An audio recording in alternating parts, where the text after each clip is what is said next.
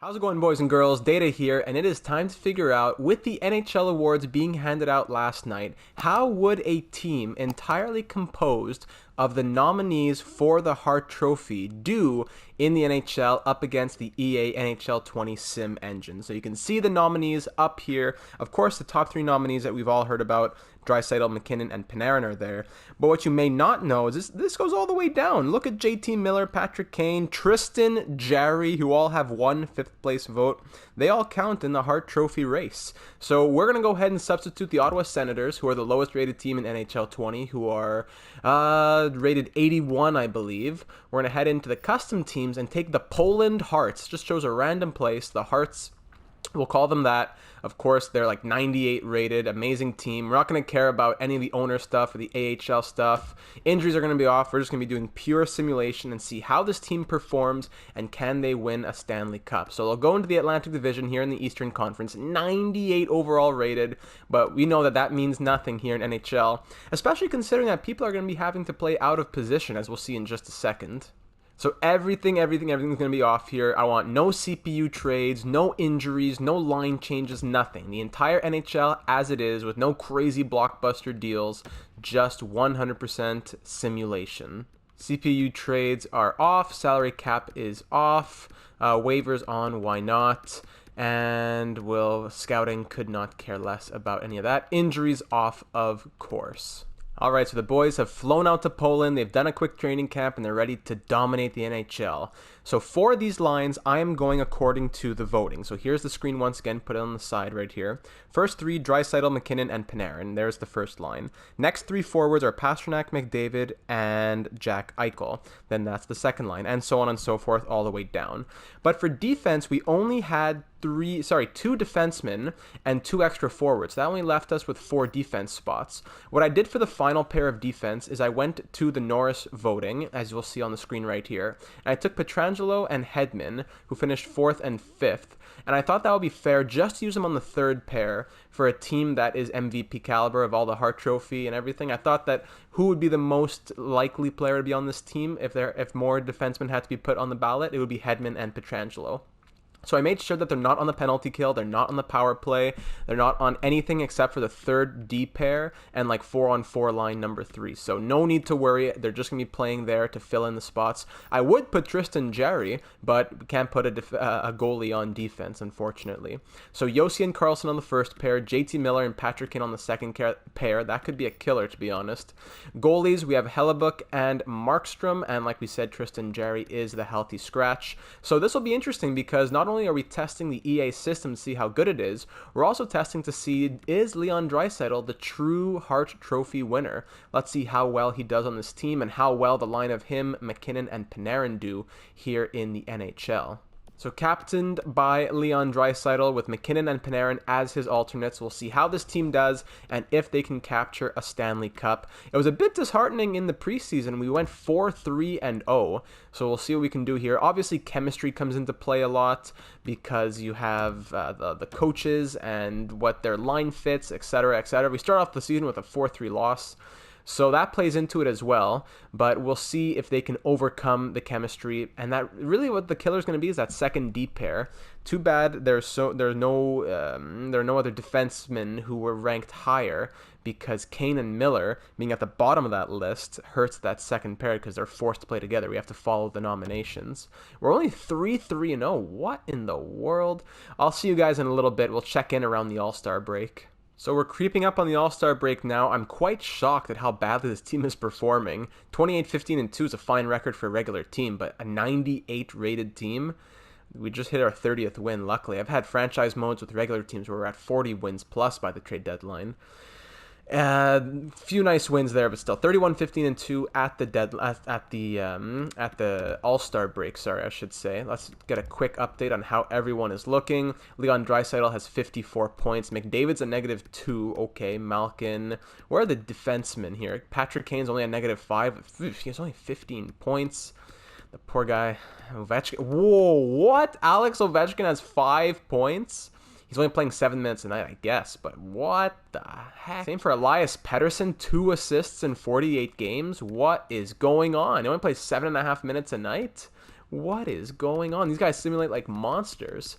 What about Connor Hellebuck? Is he doing okay? 908 save percentage, 2.79. Markstrom's playing amazing.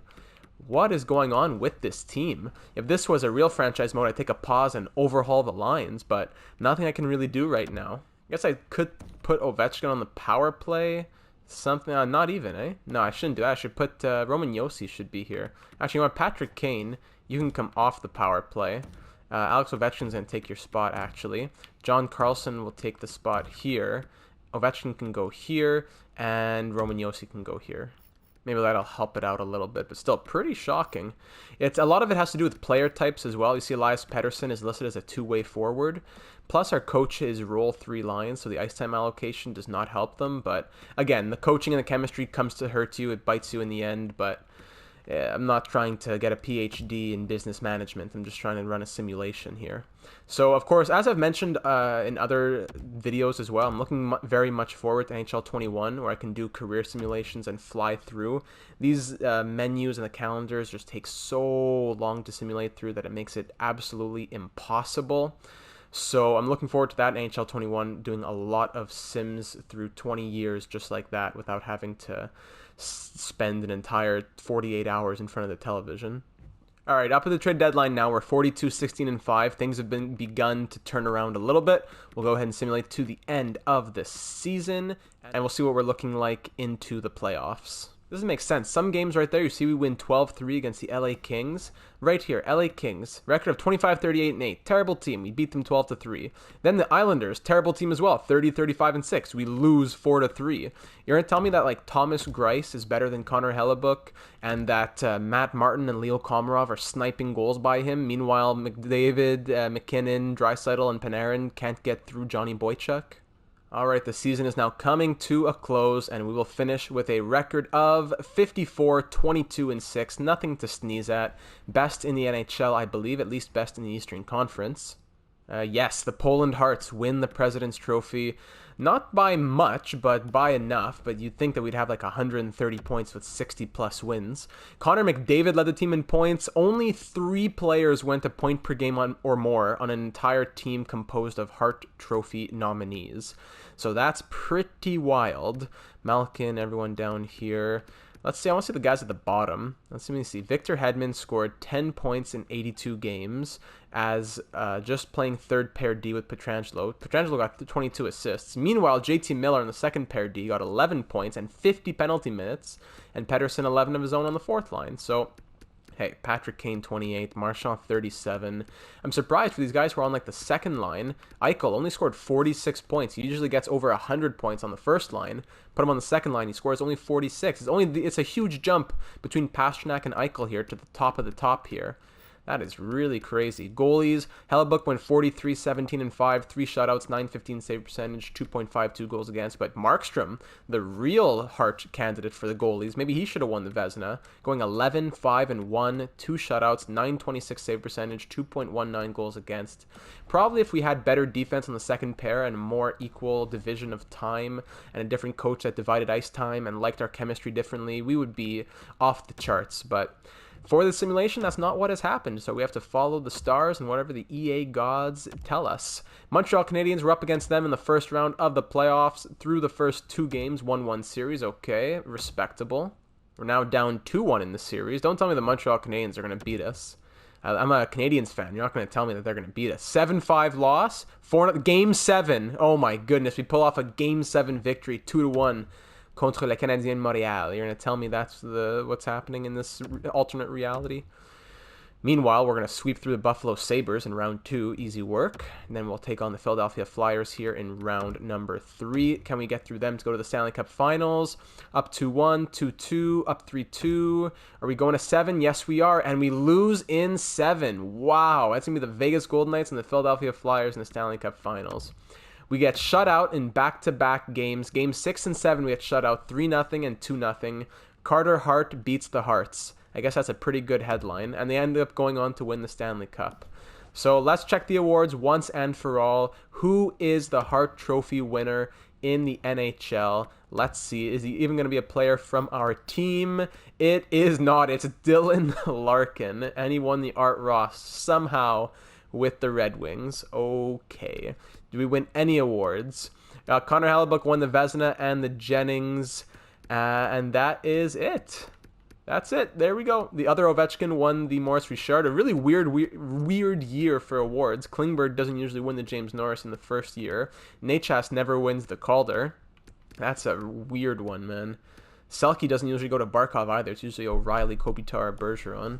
Well, there you have it, my friends. According to the EA Sim, the Poland Hearts, this is not a very good team. They may be great in the NHL, but they didn't do super... 120 points? What are you saying? So scoring in the NHL was not down. Just for some reason, this team couldn't score. So it goes once and for all. My franchise modes are still going, but this just proves once and for all that I just can't do simulations like this in NHL 20. The system is too broken, and it was a fun experiment. 25 points in 18 games for Nathan MacKinnon as well.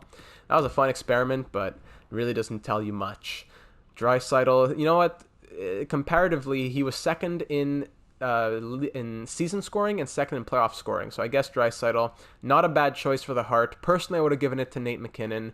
But who am I? Just a YouTuber. So, hey, if you enjoyed this simulation, like to see more, leave a subscription and please let me know in the comments for any future things that I'd like to get done that you'd like to see in NHL 21, because I would love to get as many ideas as possible. Make sure you join the Discord server, link in the description, so that you can let us, me and everyone in the server know your suggestions as well. Follow on Twitch, follow on Twitter, all those links in the description. Once again, thank you so much for watching. Tough times for the Poland Hearts, but hey, I will see you in the next one.